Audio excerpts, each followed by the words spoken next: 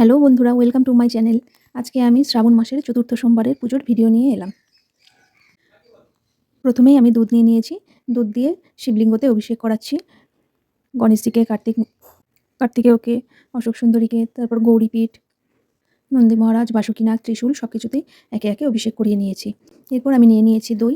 দই দিয়েও এইভাবেই একে একে সবার উদ্দেশ্যেই আমি অভিষেক করিয়েছি। দই দিয়ে অভিষেক করানোর পর আমি নিয়ে নিয়েছি ঘি।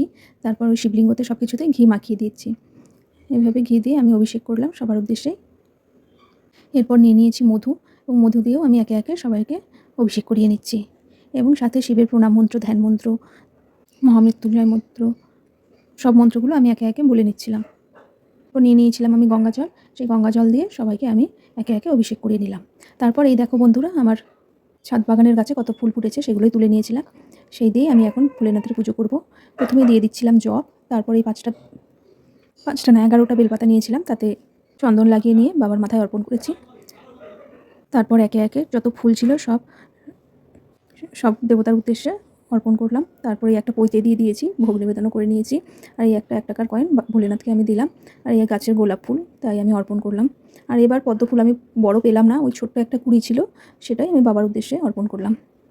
গত 3টে সোমবারেই আমি পদ্ম ফুল পেয়েছি, বড় বড় ফুটন্ত পদ্ম ফুলই পেয়েছি, কিন্তু এবার ছিল না জন্য আমি ওই কুড়িটা দিয়ে বাবাকে অর্পণ করলাম। তারপর আমি আরতি করে নিলাম। আরতি করে নিয়ে আজকের মতো পুজো আমি এখানেই সমাপ্ত করলাম।